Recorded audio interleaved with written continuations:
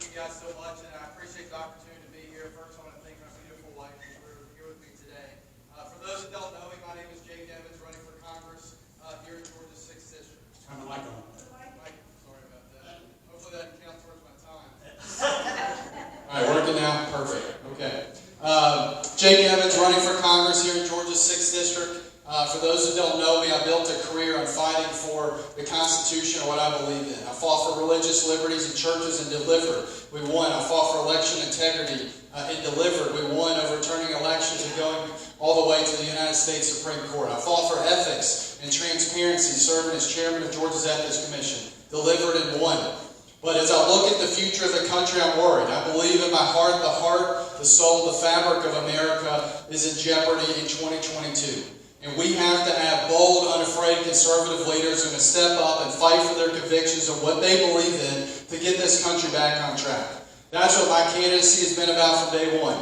We've had overwhelming support, endorsements from Sean Hannity, Newt Gingrich across the board, but the most important endorsement I can get is from each and every one of you guys. And I look forward to having the opportunity to earn your support today. My name is Byron, Gatewood, and first of all, I want to thank all of you for being here, being engaged. This is an important part of this process, getting to hear what this whole group has to say, what we're about. So listen hard and vote smart. A little bit on my background. I'm a career soldier.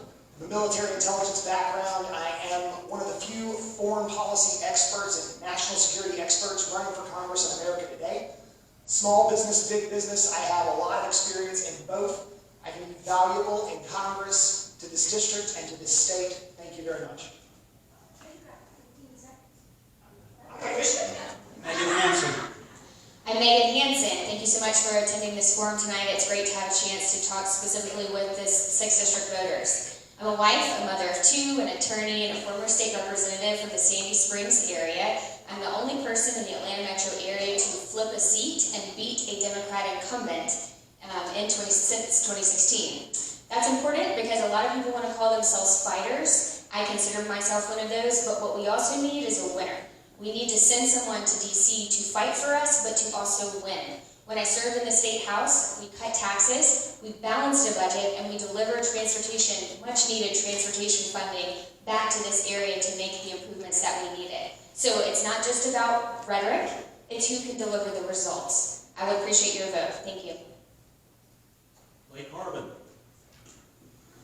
Thank you all for having us up here. We really do appreciate y'all putting this together. And I also want to thank you for actually taking a stand and putting up a fight and joining with us. Because when you come out here and you actually want to check out who votes for what and what candidates have their view, then you can figure out who aligns with you. And the one thing that I come from is we don't talk about it, we do it. I'm from Georgia. I've lived in the district for well over a decade. Over the course of my life, over 30 years. And I didn't come here for an opportunity to do better. I don't need another check in my resume because it is extensive, and we'll get into that very shortly. But thank you, and I look forward to earning your vote. McCormick. I'm Dr. Rich McCormick. Spent over 20 of my years working in the military, both as a Navy ER doc and as a Marine Corps helicopter pilot. Also some airborne time in the Army Forces. I've been in combat zones in the Persian Gulf, Africa, and most recently Afghanistan. I currently work as an ER doctor on the front lines of COVID. And I've worked in 20 years of youth ministry around the world wherever I've been stationed. I just graduated my last class last year, as a matter of fact. If you're looking for somebody who understands service and running towards where the fight is hottest, hope I can earn your vote. Thank you. Paulette Smith. My name is Paulette Smith, and I'm running for Congress in the 6th Congressional District. And I am an entrepreneur. I'm a businesswoman for over 40 years in Cobb County. I'm a mother, and I solicit your vote because I'm the woman for the job. I'm the one that you can trust to go in and do what's necessary in Congress to bring back unity, peace, and love, and understand that we need to put God first need to love our country and also get our families back together in love, in unity, and peace. So please think about voting for me for Congress in your 6th Congressional District. Thank you. Mallory Staples. Thank you for having me. Thank you for having me. I'm Mallory Staples. I am a Christian and a mom of 3. And I've done a lot of things in my life. I've run a couple of small businesses. I've been a teacher. I've homeschooled. I've been in Christian ministry for about 8 years. But I never thought I would be standing on the stage talking to you about running for Congress. And the reason I'm doing that is, as I mentioned before, I'm a mom. And I think the future of our children, and I can't overstate this enough, is at stake. I think our entire nation and its sovereignty is at stake. And I say a lot of times the degree to which you're willing to sacrifice for something directly relates to the value you put on that thing. And I will fight fearlessly, I will fight without counting the personal cost, and I will fight for transparency and be unafraid to do it. I'd love your vote. Thanks so much. Suzi Voyles. No applause, please. I repeat, no applause. Good evening, I'm Suzi Voyles. Most of you have seen me in the trenches right alongside of you. I've been there, I've been pushing, I've been pulling, and I've been trying to elect good candidates. But I came to the conclusion that what we are seeing has been a slow boil to where we've gotten to this point. And it was time for me to come out of the trenches and do what was proclaimed of me earlier, where they called me a warrior. That was kind of fun to get the warrior award. I'm a wife, I'm a mother, I'm a grandmother, and I've educated my children to not only love the Lord, but to believe in this country. But I want to leave them a country that is what we say it is, a republic and one nation under God. And it's time for us to put someone with experience, not just passion, but experience in knowing what to do to get there, and I have that. Thank you. Eugene, you. Good evening. My name is Eugene Yu. I used to be a firefighter, and I served the U.S. Army as a military police, and I was a deputy sheriff in law enforcement.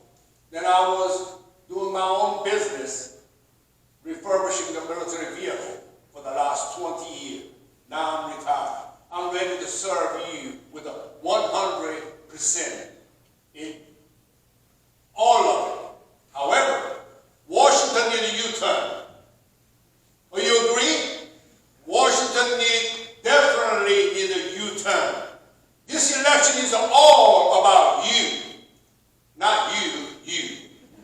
So, I want you to vote for you. Remember, you for you. Thank you. Thank you, ladies and gentlemen. Okay, just a reminder, turn your cell phone ringers off. No applause, please. Thank you. So we're going to begin in reverse now. Eugene, you will be at the answer the first question. Do you feel there is a crisis at the southern border? If so, what course of action would you take to correct it? Of course we have a crisis in the southern border. As an immigrant, I am so pissed off because those illegal immigrants keep coming. Because a legal immigrant like me, it makes it look bad. However, today's situation, if you're not mad, if you're not pissed off, you are not American. I got a one good solution. In Washington, we got a 200 embassy, 200 nations that have an embassy in Washington. Of course, yes, we need to completely, the southern border need to be finished, but at the same time, we using those embassies, sending the letter. If we ever catching their illegal immigrant from their country, we're going to ask for their country responsibility. We cannot continue industry taking all this burden in ourselves. We must demand that each country, if we ever catch any individual, whatever their country they come from, we have to ask for their responsibility. That will solve the problem real quickly. How many time I got left? 30 seconds. Well, I want to explain a lot more, but we do have a solution. Just building the wall is not only the solution. I have a real reason to go after, stop completely illegal immigrant in this country. Not only come in the southern border, we have overstayed. People who come in illegally come in the country, they overstay. We need to get rid of them too as well. Thank you. Suzi Voyles, do you need me to repeat the question? Please. Do you feel there is a crisis at the southern border? And if so, what course of action would you take to correct it? There has been a crisis at the southern border for decades. Fortunately, the last administration looked at that and began to build a wall. And as he said, it was a big, beautiful wall. It is sturdy, it is as a contractor would do, as a builder would do. We need to finish the wall. I have been to the ugly part of the border. I've been to my friend's ranch, where people knock on her door half dead because they've crossed over. There is no fence, there is no wall, there is nothing. These are people who are carrying fentanyl over the border. We had somebody who had enough to kill 9,000 people here in Atlanta who smuggled that in. And this is unconscionable. To have women being struggled across, to have mothers giving their children birth control because they know they will be raped coming across the border. I'll say we have a problem. We first need to finish the wall. Secondly, we need to take care of our border, and it's not just our southern border. People are coming over our northern border and seeping in now. But one of the problems that we have is we've been intimidated into the fact that we just don't have the will. I have the will, I have the backbone, and we need to finish what we started, and we need to support our border patrol who are there and protect our rangers who are on the border who are finding these dead bodies on their places on a daily basis. So I don't just think there's a crisis at the southern border. I've actually been there and I've seen it. And I can tell you right now that it is the greatest crisis we're facing as a country. There's multiple prongs, and they infiltrate every area of our culture that where you see fires burning in the country, they're coming out of the border. So with our already fragile and compromised election integrity process, we've got a problem with the illegals coming across. Illegals are counted in the census, so the Democrats are allowed to pick up seats in the House because of this. They're also given a direct pathway to citizenship and a vote that they have not earned. So that's one thing. Secondly, there's a humanitarian crisis going on at the border like I've never seen. We have 32% of the women coming across the border are being raped. It's been reported unaccompanied minors are processed through HHS and then handed off to NGOs, and they've lost over 150,000 children. They don't know where they are. When I grew up, when we lost children, they put them on a milk carton and everyone was alerted. The drawdown on the taxpayers to having 2+ million people just last year come in and receive education, receive health care. I mean, it just goes on. And then you've got guns, human trafficking, drugs. We're seeing it in fentanyl deaths in our high schools. We're losing our young people. So day one for me as your next Congresswoman, I will introduce a bill to finish funding the wall, and I will introduce a bill to fund our Border Patrol agents, and I would like to launch an investigation into this administration because last time I checked, it was against the law to aid and abet illegal citizens, and they're bragging about it. Paulette, would you like me to repeat the question? Yes, sir. Okay. Yes, I do believe that there is a crisis, and just like Suzi said, it's also at the northern border, and nobody pay attention to that. It's at the southern border, but as you see, I love my president, President Trump. It is very easy to implement his plans because they were working very well. And one of the things that he did is that he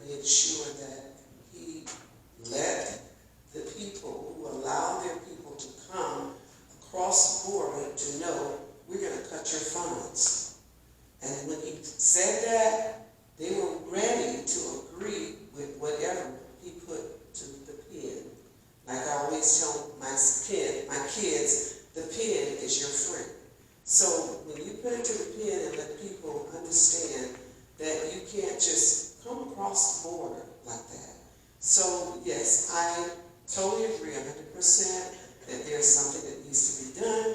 And yes, we do need more ISIS at the border.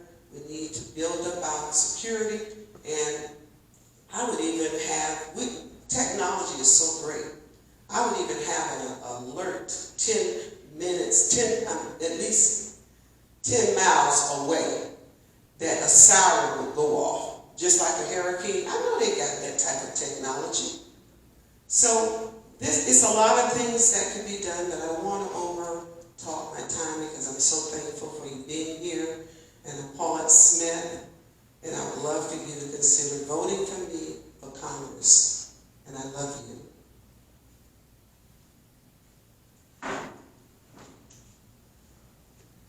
Pretty much most of my career I've witnessed illegal immigration impact the United States. My dad, before I even graduated from high school, was teaching at the Federal Law Enforcement Training Center in Glencoe, Georgia, the Border Patrol agents. And I watched the high turnover rate as people get depressed when they try to do their job and the government works directly against them. I've flown along hundreds of miles of the border as a Marine Corps pilot in the Arizona training areas. As a matter of fact, we've had to stop training because people come into our bombing areas during missions and they have no idea what they're doing. Literally going to the bombing ranges while we're carrying out missions. In the ER, I witnessed failed policy almost daily. The fact of the matter is, we don't just allow people to come across the border, we reward them for coming across the border. We educate them for free. We take them to the nearest hospital when they have a problem, and they drop them off and leave them with lifetime problems, such as dialysis, which is going to cost us millions of dollars per person. Advanced stages of cancer. As a matter of fact, people come to America just to be treated by first-class medical facilities that you pay for as a taxpayer. Hundreds of patients just here in Georgia get dialysis 3 times a week on your dime, and they're here illegally, and we reward them for it. The first thing I would do is take away the reward. We're punishing the people who come here and try to do it legally, making them wait in line, send them back home, and we reward the people who come here and literally take them to all over the United States for free without testing them for diseases. We're seeing a resurgence in measles. We're seeing a resurgence in TB. We're seeing a resurgence in all kinds of diseases we haven't had in America in ages. Why? Because we just don't care. But if the Democrats thought they were coming here to vote Republican, they'd be the first ones standing up right now to build the wall, to shut down the influx of fentanyl and illegal drugs and all the other bad things that are happening. We need to get rid of that policy. Thank you.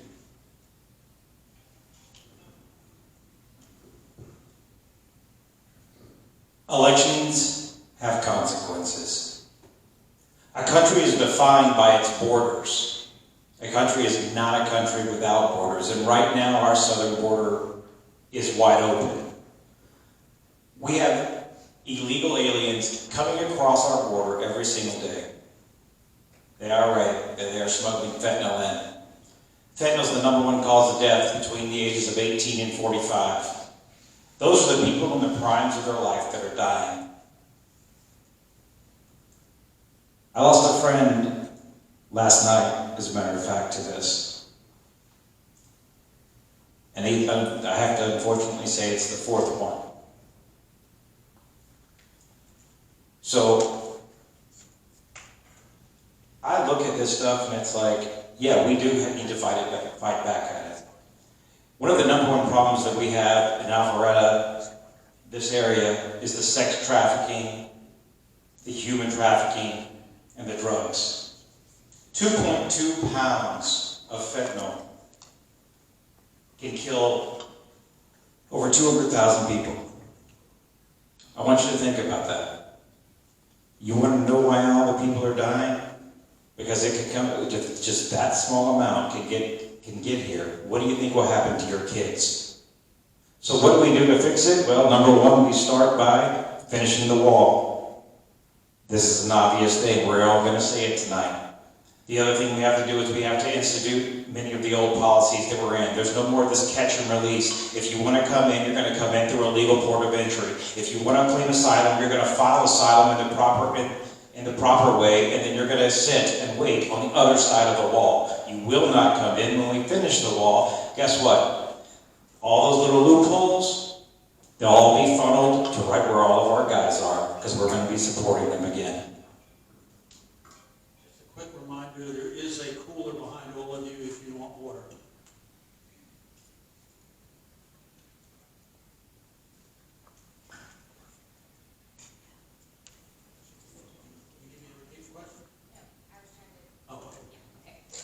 I look at every single policy question and say, what would we do if we were putting America first? The first thing we would do would be build the wall. The second thing we would do would be prosecute the criminals who are assisting in the drug trade. We've heard a lot about it tonight, but did you know that 60% of the drugs that are coming from the southern border come through Atlanta on their way to wherever else? That means it's our kids that are feeling exponentially more of the results because there's more drugs on our streets than there are in other places. So we need to revamp the immigration system altogether. Let's take it from being a family-based criteria to being a merit-based criteria, because that's how we make sure who's coming in and we've got the right order going. And the last thing is a little bit less of a policy issue, it's more of a kind of emotional issue. We've got to stop allowing the liberals to tell us that there is a moral or emotional issue when it comes to immigration. No, we are a country of rules. That's how we operate on the rule of law. We've got these laws for our national security. There's nothing wrong with holding people accountable to those laws when they break them. So stop apologizing and stand up for America.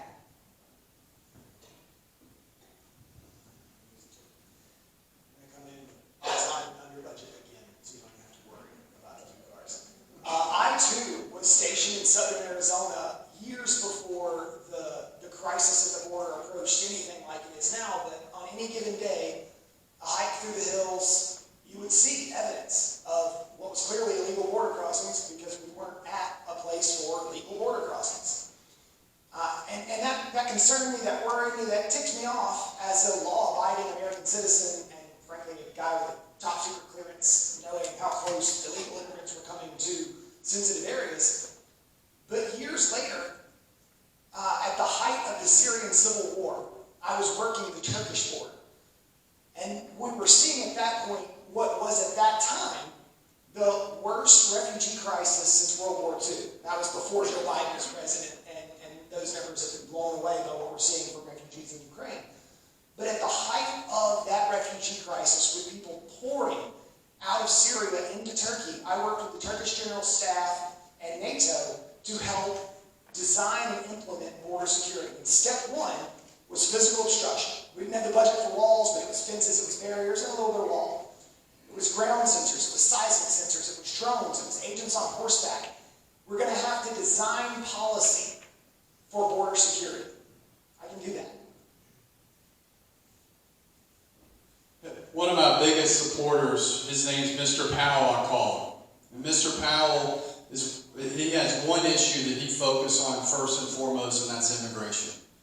And that reason is because his wife of 41 years was killed by an illegal immigrant who didn't have a driver's license, who hit her car head on.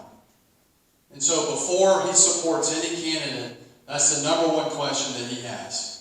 And the reality is, the Democrats win on the messaging game, in my opinion, for illegal immigration and the migration issue.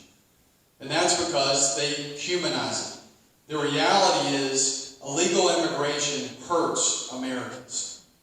Families in Ohio that are looking for manufacturing jobs which are going overseas. Families in rural Georgia which are looking for an opportunity to succeed, an opportunity to start a technical career or losing their jobs.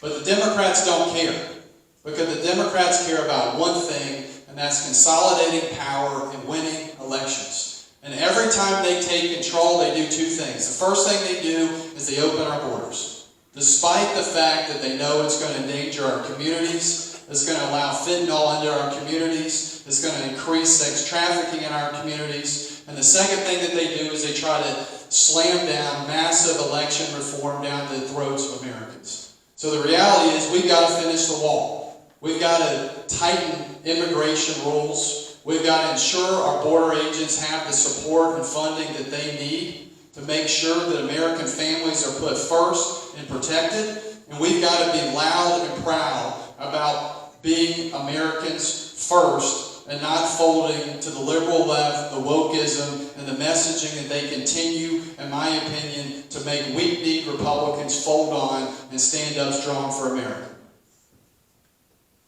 Suzi Voyles, you're going to lead off on the second question. So the second question is, we were energy independent under the last administration. What do we need to do to get back to being energy independent? If someone has turned my watering hose off and my garden is starting to wither, the easy solution is turn it on. One of the first executive orders of this new administration was turning off our pipeline and causing no more exploration to go on for oil and fracking. We have the cleanest oil and gas situation. Our water is cleaner than almost any other country. It is time for us to return to the energy independence we have. There is one oil field that has enough barrels of oil still underground, not pulled out yet, that we can fund ourselves with our own oil, bring our own prices down, our manufacturing down, for over 250 years. That's one oil reserve. We also need to take an all of the above approach. And that approach is, whatever works best where it works is what we need to do. We need to practice cleaner, and we're doing that. But shutting off our own resources to our detriment, seeing people suffer because their food prices are going up when it costs a trucker $1,200 to fill up his truck so he can bring me milk. That doesn't take a rocket scientist to figure out all my prices are going to come up. We need to make sure that we are not subsidizing as we have done. We have the most inventive people in the world. And we need to keep our inventions for ourselves. We don't need to keep letting the Chinese borrow them. And I'm using borrow in a very generous term. They are stealing our technology, and we need to keep that safe. I say we go back and open up our pipelines, get our oil flowing. Mallory, let me help you. We were energy independent under the last administration. What do we need to do to get back to being energy independent? Everybody needs an electric car. Have you heard? Yeah, it's so painfully simple, but it's not easy. And I'm going to tell you guys what I was told the other day by the greatest policy minds in the country. We do not have a shortage of policy solutions for what this administration has done to our country. And Suzi just knocked it out of the park, like boom, boom, boom. You heard her, totally correct. What we have a deficiency in are leaders that are fearless, as I mentioned in my opening, who are not going to count the personal cost, or having done so, are willing to pay it, who will demand transparency and will be unapologetic about that. That's what we need. Everybody in this room, if we pass the mic around, could probably tell all of us what we need to do to be energy independent. And thanks to Donald Trump, we've already seen that template. We've actually seen it played out, and we've all benefited from it. So I would just implore you, as you go to vote, and you check all of us out, and you hear all that you need to hear, that you think about what they told me. It's who's going to be unafraid, who's going to not count the cost, because I'm telling you, I'm not running for a career, I'm running for my kids.